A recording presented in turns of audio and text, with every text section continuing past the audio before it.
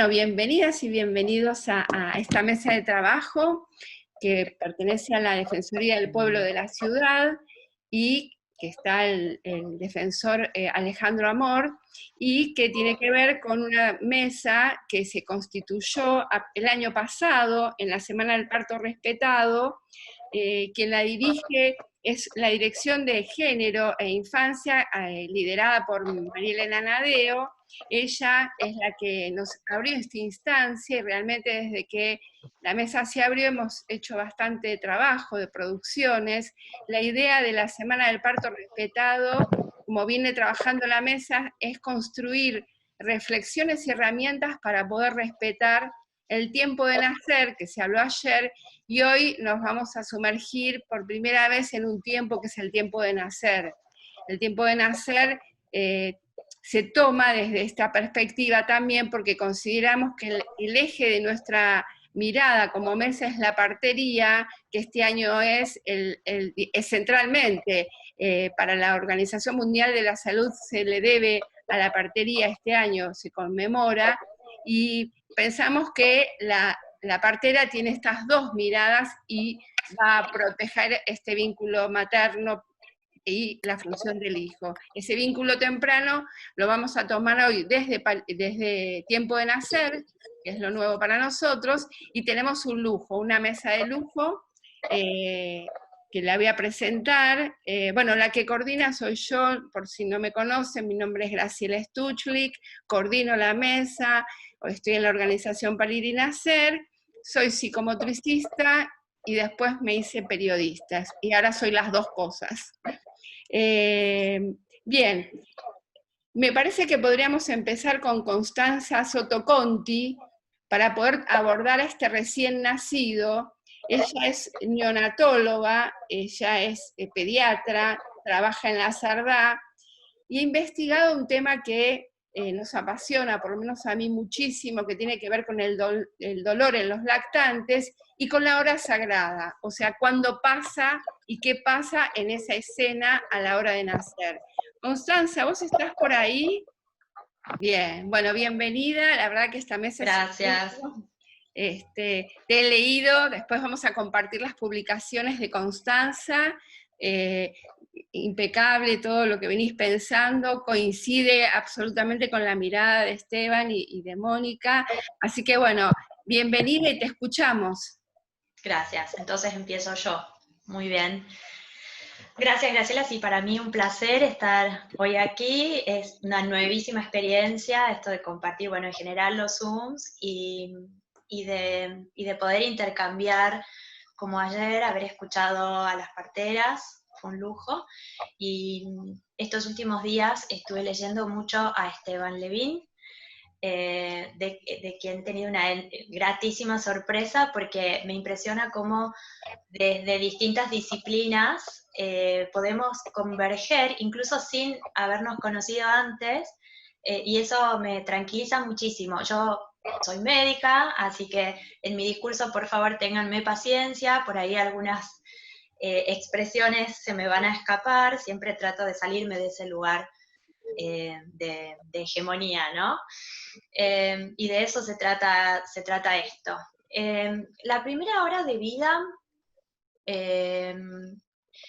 es parte, digamos, de lo que tenemos que respetar cuando hablamos de parto respetado. Cuando hablamos de parto respetado, ayer se abordó mucho el tema control prenatal, el acto de parir en sí mismo, y tenemos también al nuevo sujeto en este mundo, que es el recién nacido, que es parte de este momento tan importante que también hay que respetar. Esa primera hora en la vida de las personas es una ventana de tiempo, una ventana de oro.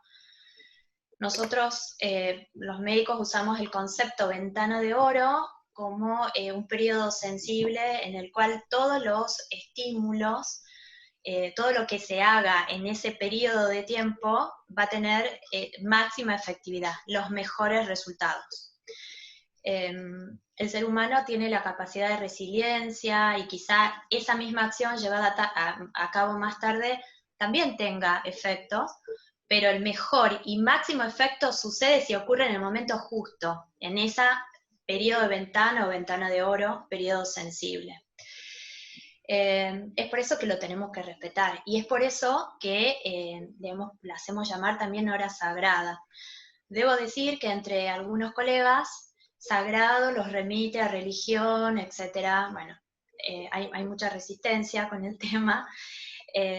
No tiene que ver con la religión, tiene que ver con algo que respetamos a rajatabla. Nadie se atrevería a interrumpir cualquier acto de los que consideramos sagrados en la vida, entonces esto debe considerarse de la misma forma. Como decía, así como escuché a Esteban hablando de plasticidad, hubo pensadores como Winnicott, que ya mencionaba que los recién nacidos almacenan experiencias. Freud habla del subconsciente. He leído a Olivier Fresco, que es un francés, un pediatra francés contemporáneo nuestro, que escribe sobre dolor y habla de los confines del olvido. Son para mí formas de ver como distintas maneras de expresar de qué manera el ser humano es capaz de almacenar experiencias que a lo mejor no están de manera consciente en nuestros actos cotidianos, pero sí pueden estar ahí en los confines del olvido y actuar de algún modo en nuestra vida. Este periodo de ventana, en realidad hoy estoy hablando de esta primera hora de vida, pero esta primera hora está comprendida en un gran periodo de ventana en la vida del ser humano, que son los 2 primeros años de vida desde la concepción. Eso es lo que llamamos 1000 días. El día 1 es el día primero de la concepción y el día 1000, el día que el niño cumple 2 años. Durante ese periodo, todas las acciones que se lleven a cabo a nivel prenatal, y acá están nuestras compañeras las parteras, luego los neonatólogos, los pediatras hasta los 2 años, van a tener un impacto inmenso. Es un periodo entonces que hay que aprovechar. En este momento, en la primera hora luego de nacer, todas las acciones que llevemos a cabo van a tener efecto a corto plazo, y lo que es más interesante en realidad es que van a tener efecto a largo plazo, y a veces a muy largo plazo. La explicación podría ser también la epigenética. Heredamos de nuestros padres una tarjeta con genes, eso es algo fijo, pero resulta que no es tan fijo, porque todas las acciones que el ambioma, o sea, que el medio ambiente ejerce sobre ese nuevo niño que ha heredado genes de sus padres, esos genes van a ser seleccionados de acuerdo a qué tipo de estímulo está recibiendo, estímulos buenos, estímulos malos. Y con respecto a efectos a corto y a largo plazo, clampeo cordón, por ejemplo, que parece algo que sucede en ese instante, son pocos segundos, si se quiere, 1, máximo 2 minutos que hay que contenerse para no clampear el cordón. Hay que respetarlo, porque no clampear el cordón implica para ese niño a futuro menos anemia. Esto está demostrado, está publicado en las revistas internacionales y es evidencia científica que se ha generado en Argentina. Eso es otra de las maravillas que he ido descubriendo mientras leo de este tema, que muchos argentinos han aportado. Cuando esperamos para clampear el cordón, ese niño después es menos vulnerable a sufrir anemia. Pensemos que no todos los niños en Argentina acceden a una dieta ideal, con carne, etcétera, y con una acción gratis, simple y de pocos segundos, ya estamos protegiéndolos para la anemia, que después además se suma la anemia fisiológica, que es algo que ocurre sí o sí en el niño a los 3 meses de vida. Así que es una acción rápida de ese momento que hay que preservar. Puedo nombrar varias cosas más. El microbioma, que es otra maravilla, los gérmenes que nos constituyen. Sabemos que nuestra salud en la vida adulta depende, como mencionamos, de la epigenética, depende de no estar anémicos, depende de los gérmenes que nos constituyen. Y existen gérmenes que clásicamente las llamábamos flora, microbiomas, en la piel, en el intestino, en todos los órganos. Nosotros somos mucho un conjunto, un enorme conjunto de microbios que nos componen y que determinan nuestra salud. El mejor microbioma al que podemos aspirar es a haber accedido a los gérmenes del canal vaginal, al haber recibido los gérmenes de la piel de la madre, al haber accedido por primera vez en la boca, que es como un sello, el pezón con sus gérmenes, y el haber recibido la leche humana, que sabemos hoy que no es estéril, que tiene gérmenes, que la madre ha ido acumulando a lo largo del embarazo y pasan a través de la leche. Todo eso pone un sello acerca de el microbioma que va a tener ese niño, y luego la salud de ese niño, y en eso están los investigadores, viendo de acuerdo a qué microbioma tuvo para relacionarlo a cuestiones de salud. Entonces podemos imaginar, por ejemplo, un niño naciendo por una cesárea, absolutamente estéril, absolutamente programada, que no accede a la piel, que se alimenta con leche humana un par de horas después, que a lo mejor recibe una fórmula en el medio. Cómo vamos viendo las diferencias en cuanto a microbioma. A largo plazo, los efectos.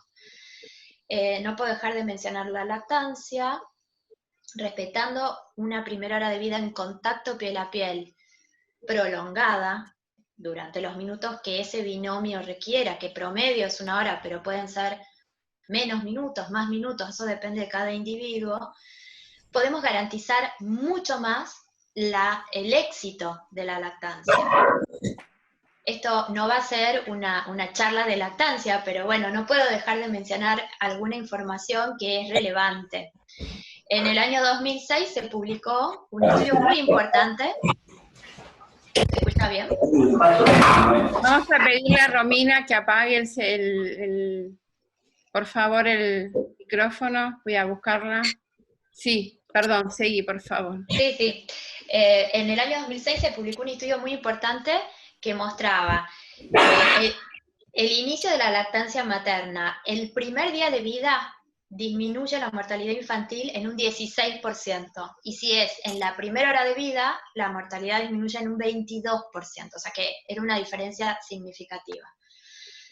Vítora publicó también, más o menos en esa época, en 2006, que solamente un 40% de lactantes de 6 meses reciben leche humana exclusiva a esa edad, a los 6 meses. Esto fue en el año 2006. Y él asevera en esa publicación que si todos los niños del planeta fueran amamantados con éxito, se salvarían alrededor de 820.000 niños o vidas humanas infantiles por año. Ya hablamos de lo que es microbioma, con respecto a la leche materna, la composición de la leche genera una composición corporal que también va a determinar muchas cuestiones en la vida adulta, y algo que a mí me maravilla de la leche es que tiene células madre, y las células madres son algo muy importante para la plasticidad.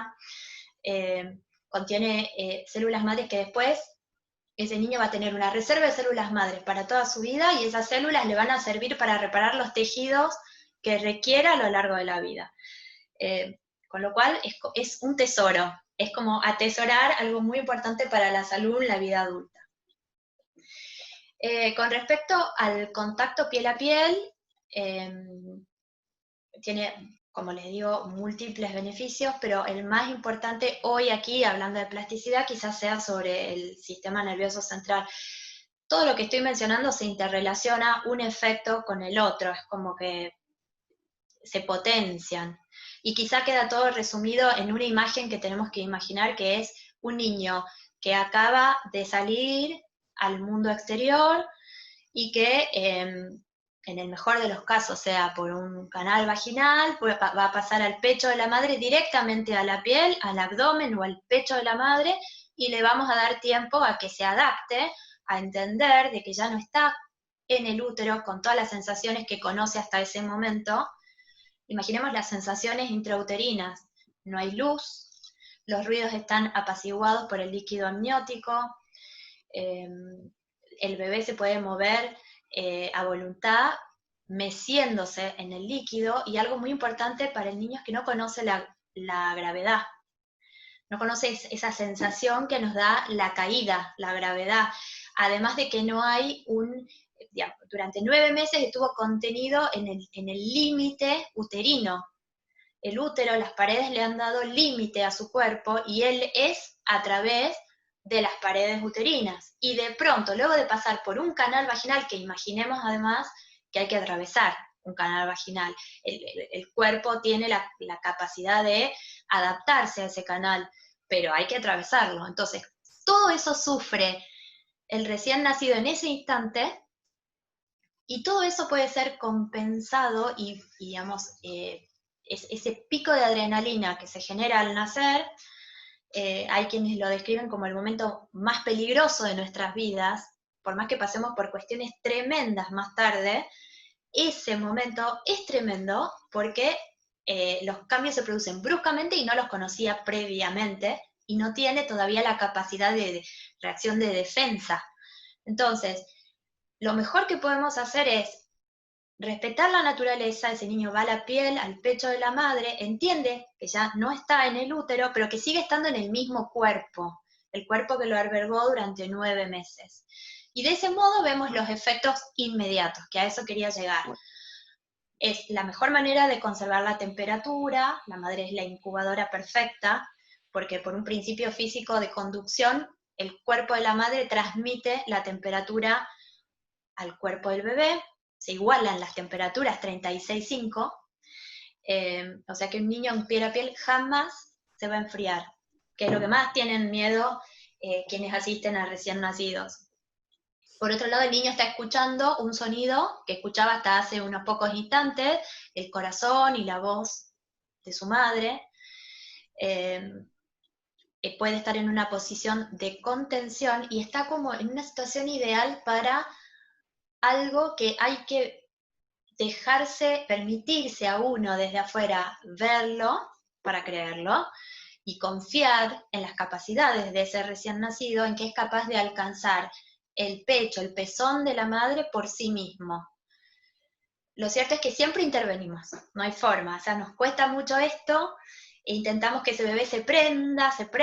Yo siempre digo, en sala de partos hacemos un bebé a rosca, y los veo con la mano en la cabecita tratando de que se prenda el pecho, cuando quienes han estudiado esto durante muchísimos años, y hace ya muchos años de esto no es novedad, insisten en que la boca del recién nacido no está preparada para iniciar la succión en esos primeros instantes. Tiene un periodo de adaptación, de entender qué está pasando, de sentir que, bueno, ya no están las paredes uterinas, pero está la piel de la madre, está el cuerpo que lo alberga, y de ese modo iniciar esos pasos que se repiten entre niño y niño, entre los seres humanos, que son 9 pasos que están bien descritos, que es entre otros la reptación. Luego de reptar hay un descanso, luego un breve despertar. En ese despertar, si no intervenimos, se produce el primer contacto visual madre-hijo, y finalmente el 9º paso, el 8º paso en realidad es la prendida al pecho, succión, amamanta, toma las primeras gotas de calostro, que no hay que subestimarlo, es lo más importante de todo, porque el calostro tiene muchísimos contenidos nutricionales, que más tarde hay muy buenos contenidos nutricionales, pero no como los del calostro. Y luego de eso el 9º paso es el descanso. Descansan la madre y el niño. Están ambos invadidos por oxitocina, y también está invadido por oxitocina el padre. En general el acompañante es el padre. El acompañante puede ser, por ley, sabemos, el padre o quien la mujer en ese momento elija, el acompañante. Cuando es el padre el que participa, el padre también está invadido de oxitocina. Los seres humanos liberamos oxitocina en las situaciones de placer, cuando nos interrelacionamos, y la oxitocina es una hormona asombrosa en sus efectos, que genera sensación de bienestar. Lo generamos cuando nos enamoramos, cuando nos reímos con amigos, el recién nacido si logra amamantar, la madre que acaba de parir, y el padre ante el nacimiento y la recepción de su hijo. Esta hormona es fundamental para el inicio de la lactancia. Impregna a la madre y genera la inyección de la leche, la oxitocina. Pero a su vez también produce relajación. Y esto es fácilmente comprobable porque si uno va a internación conjunta, donde están los binomios, que como parte del respeto que hacemos en todo el proceso del nacimiento, la internación conjunta es un momento muy importante en donde el binomio no debe ser separado. Y si uno va a esa sala donde están internados, los encuentra durmiendo. Y duermen profundamente porque todos están invadidos de oxitocina, y eso es muy bueno. Nuevamente ahí, en esa situación hay que intentar no intervenir con lo pincho para ver el dextro, el nivel de glucemia, porque hace 4 horas que no come, si yo en sala de partos aseguré que ese bebé acceda al calostro, ya está, el calostro dura entre 8 y 12 horas sus efectos, sobre todo con respecto a la glucemia. Entonces deberíamos no intervenir y dejarlos tranquilos como para que este proceso siga instalándose. Por último, quiero mencionar los efectos en el sistema nervioso central, que bueno, también no son algo menor.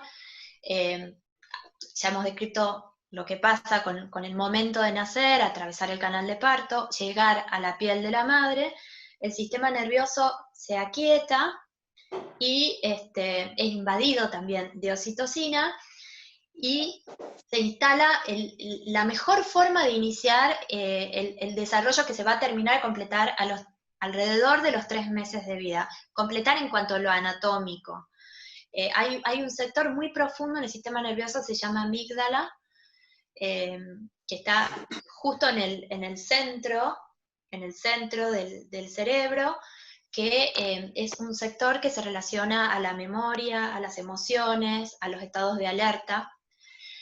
Y hay investigadores como Shore, por ejemplo, en esto también coinciden muchos investigadores, Shore es uno de ellos, pero coinciden en que hay una vía anatómica que une neuronas que van desde la piel hasta la amígdala.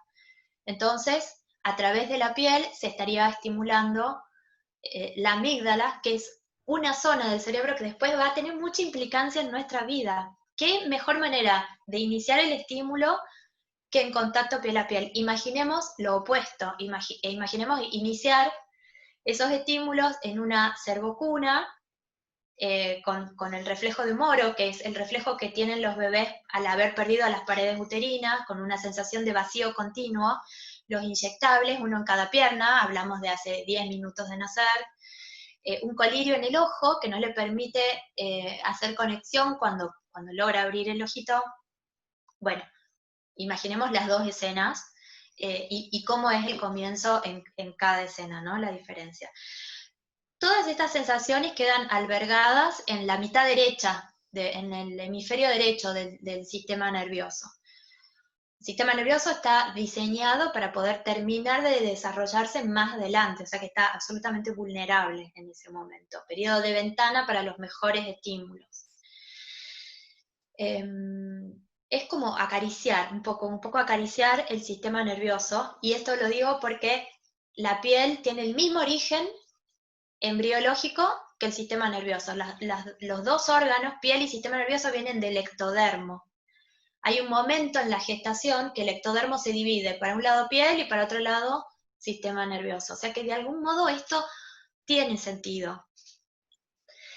Dejando el concepto de que es muy importante para el sistema nervioso, prácticamente está dicho todo, porque a partir de ahí tienen que seguir los estímulos. El sistema nervioso se va a terminar de desarrollar con estímulos que van a estar embebidos del apego. Y el apego se maximiza con la oxitocina. Y una cosa se potencia con la otra.